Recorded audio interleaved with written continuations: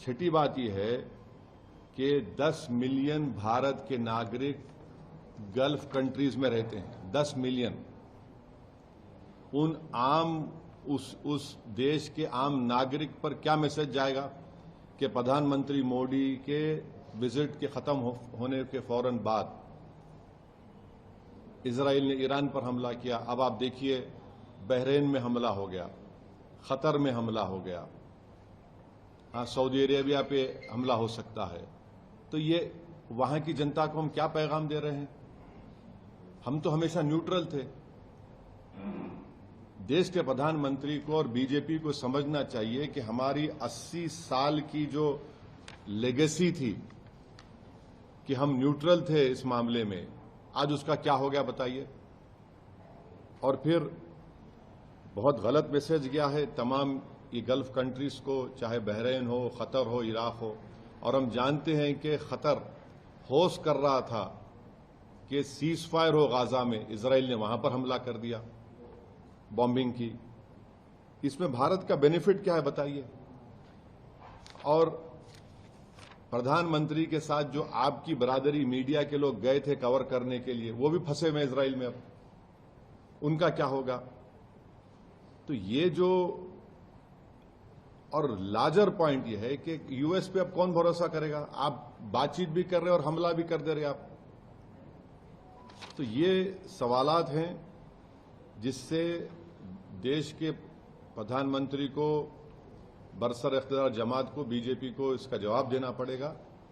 और बड़ी अफसोस की बात है कि प्रधानमंत्री इजराइल को चले गए, फिर उनको वहां पर उनकी नेसेट में, पार्लियामेंट में एक अवार्ड भी दे दिया गया, और प्रधानमंत्री के वजीर आजम की मौजूदगी में वहां के अपोजिशन ने वॉकआउट भी कर दिया।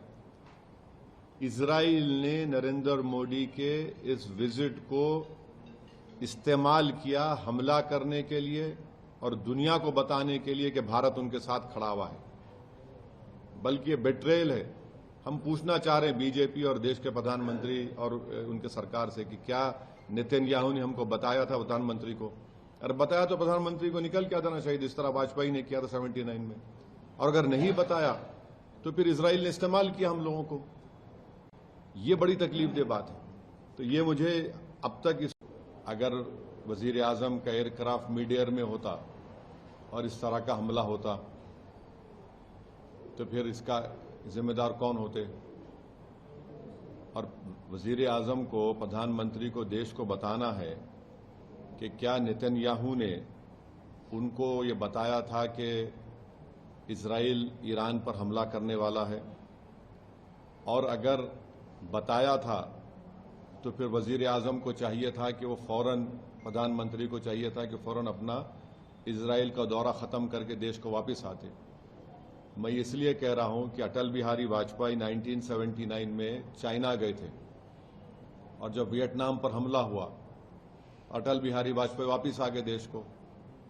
और अगर इजराइल ने नहीं बताया कि वो यूएस के साथ मिलकर ईरान पर हमला कर रहा है, तो फिर ये तो इजराइल ने हमको धोखा दिया। देश के 133 करोड़ जनता को इजराइल ने, भारत की, धोखा दिया है, बिट्रे किया है।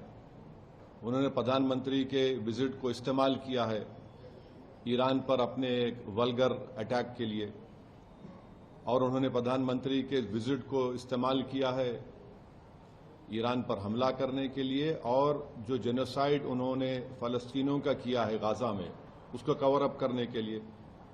और तीसरा, उसमें मैसेज ये जाएगा कि भारत ईरान के साथ नहीं खड़ा है, भारत इजराइल के साथ खड़ा है। और भारत को क्या हासिल हो रहा है इस हमले से बताइए? कुछ फायदा? इसी पर यही कहना है। हम उम्मीद करते हैं कि जो 50,000 अभी भी भारत के नागरिक ईरान में है और 10,000 इजराइल में है, उनको वापस लाया जाए।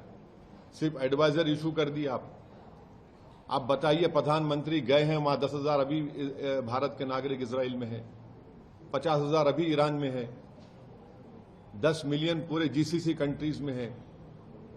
किसको नुकसान होगा बताइए इससे?